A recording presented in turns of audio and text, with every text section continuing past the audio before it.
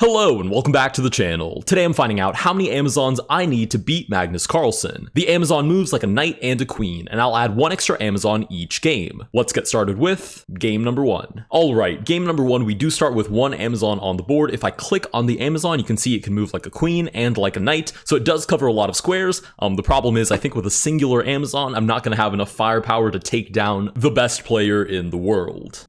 We're met with pawn to d5, not only controlling these center squares, but also immediately striking at the Amazon, and this is really going to be my biggest issue, is that it's not really a powerful piece if it's kind of just a moving weakness. We're met with queen to d6. This is also very smart, trying to trade off the queen for the Amazon, because even though the queen is worth a lot of points, if it were traded off for the Amazon and I were left with only my king, then I'm basically toast against the entire rest of the army. So I'll try and survive for as long as I can, but I don't have a lot of optimism for this first game.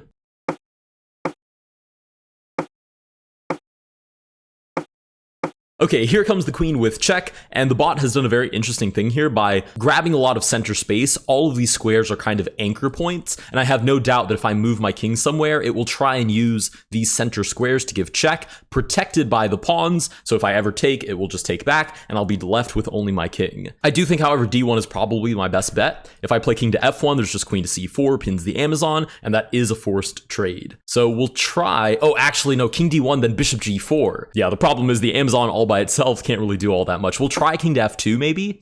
And we are met with bishop c5 check, and ultimately what it's going to do is it's going to force me to either walk away from the Amazon, leaving it undefended, or move onto a light square. If I move to f1, I have no doubt queen c4 or queen b5 will be played, pinning the Amazon. If king to f3, I mean, pick your poison. Bishop g4 is probably better than queen g4, but both of them achieve trading off the Amazon. So we'll try king to f1, but I'm probably already toast here.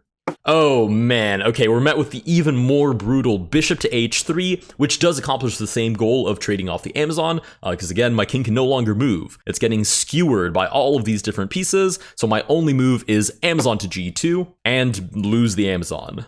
Oh my goodness. Okay. The Magnus bot, of course, is not human, obviously, but it does decide to play check. Instead of actually taking the Amazon, it ignores the possibility of the piece and decides, you know what? I'm actually going to get this Amazon totally for free. I'm going to force this king to move away, and wow, it still doesn't take the Amazon. Is it just mating me, like, forced? Let's move... Oh, wait, what? Let's move back to f1, and that's checkmate?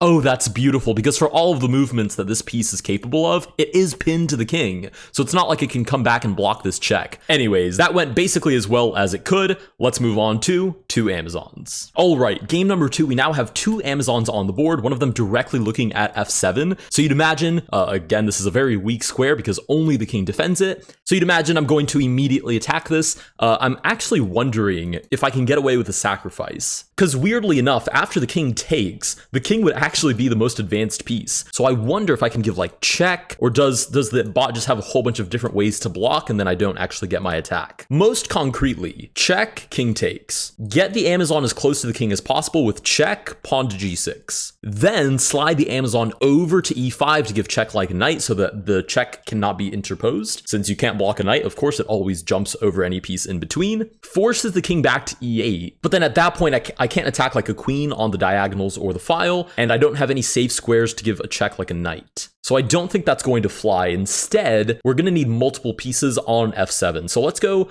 Amazon to h5. Obviously, our threat is immediately checkmate on f7. Okay, we're met with knight to f6. Instead of blocking this Amazon, which still has eyes on f7, the Magnus bot decides to block this Amazon from looking at f7. But it also attacks this Amazon, so it's doing a very good job of complicating this right away. So for instance, I can't just reroute this Amazon since it got blocked on the last move to attack f7, because this Amazon is under attack. So maybe I just slide this one out of the way so it still has an eye on f7, and then on the next turn, I'll, put a fresh pair of eyes on f7. Okay, we're met with pawn to e6. It is kind of going with the nuclear bunker strategy of just keeping everything really close to the chest and hoping that it can block all of my attacks, which at this rate, it might successfully do. Now, what I want to do is target f7. Originally, I was going to move this Amazon to c4, But obviously now with e6, that's no longer viable. So instead, I think I'm going to move it to f4. And my idea is keep an eye on the knight on f6, in case this queen ever moves out of the way. I can sacrifice and get checkmate. And my next move is going to be Amazon to e5. Threatening mate on f7. The only way that I see to defend that is queen to e7, but then that loses sight of c7, so I can take and deliver checkmate. So I'm curious to see how it defends this. Oh, okay, we're met with pawn to h6. This is normally a kind of suspicious move, even with the dragons. Like in the videos where I've played with the dragons, which moves like a knight and a bishop, this is a pretty suspicious move because sometimes you can sacrifice the king takes back, and there's no longer a pawn defending g6. So sometimes you can double down on g6 or even h5. But in this case, if I sacrifice the Amazon, the king covers g6 and the knight covers h5. So it's not as convincing. I want to slide over to e5 to look at c7, but then there's d6. Funny enough, there's also bishop d6, which would actually lose right away, because I can sack the Amazon, pawn takes back, I give check like a knight, I cover these two squares like a bishop, and that would be checkmate. But I have a funny feeling the Magnus bot would probably play the more precise d6, also blocking the attack, also counterattacking the Amazon, but not allowing for any sacrificing ideas. Okay, maybe I'll slide over to b5. Target c7 like a knight instead of like a bishop, so I don't have this really annoying d6 move. We also pin the pawn on d7, so it simply cannot, even if you wanted to, play d6. Okay, knight to d5, I like this, moving the same piece twice, which means he's having a hard time making progress in development, but it does defend c7, strike the Amazon on f4, and put the knight on an outpost. So a lot of really not great things for me just happened. Okay, I think if there's going to be a knight on d5, as long as there's also a queen on d8, the attack on c7 is completely dead, because you'll always have two defenders, and I will only ever have up to two attackers. So I think I need to reroute back to f7. So let's move this piece to safety. I'm still covering like h4, so there are no like crazy counterattacking ideas, but I might just move this Amazon back and then reinvigorate the attack on f7. Okay, bishop to b4 does give check. If I move over, there's knight c3. If I move up, there's also knight c3. If I move over to f1, I don't see any problems with that. So let's do that. King to f1.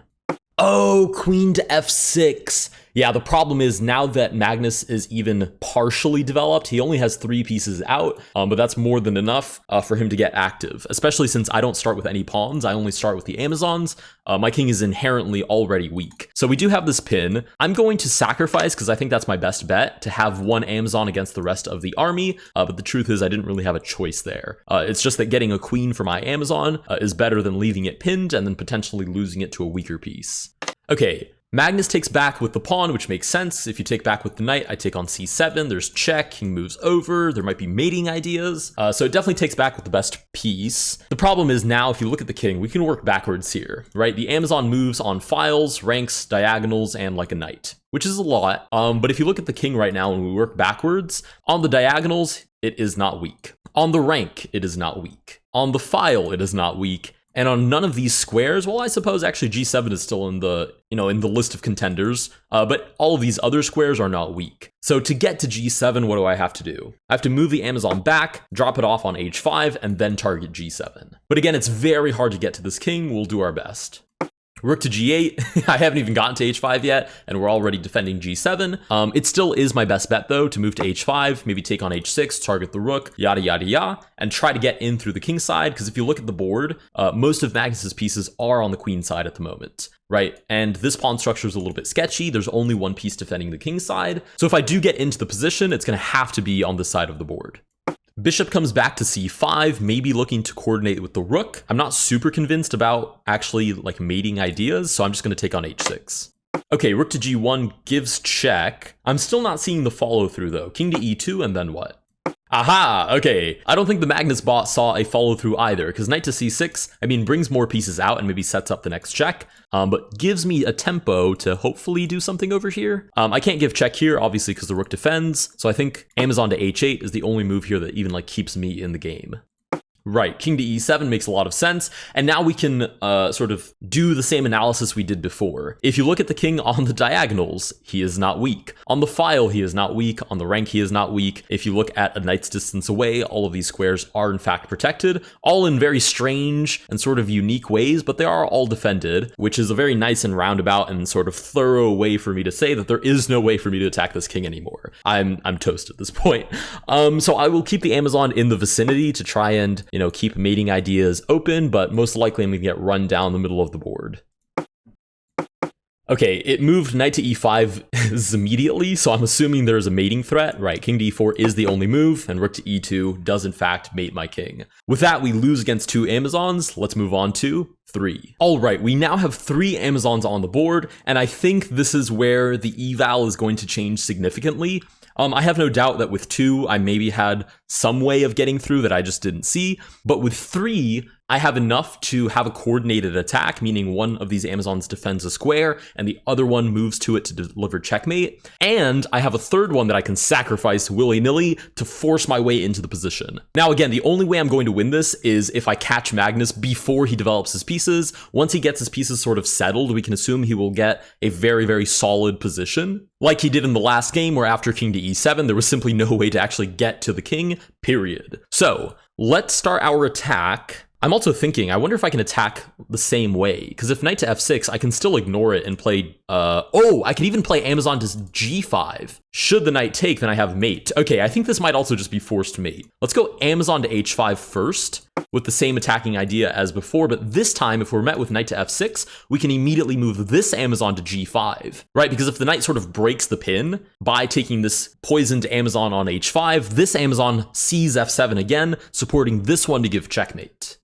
Okay, we are met with knight to h6, and for certain this is immediately losing because I can sacrifice this Amazon on h6. It just makes a random move. It's funny because the engine will only make automatic moves if the game is a forced win or loss. So if you ever see the engine make an automatically super fast move against you, A, you are completely winning and there's a forced checkmate on the board, or B, you are completely losing and again there's a forced checkmate on the board, but it's against you. In this case though, we can be pretty confident that I'm completely winning here. I don't think it really matters how I follow through. I'll just give check. It's now created an escape square, but it shouldn't have a way to get super far away from us. Let's just give another check. If it had blocked with e6, I can simply take, and I'm just running through its position. I believe Amazon now to c4 is checkmate, and I like this checkmate because we check like a queen and cover b6 like a knight. Using the Amazon to its full capacity, Amazon to c4 is in fact checkmate. With that, we defeat the Magnus bot with 3 Amazons. If you guys did enjoy this video, please consider liking and subscribing. Let me know down below what other variant pieces I should pair up against bots, whether it be Magnus, Martin, or Stockfish, and I will see you guys in the next one.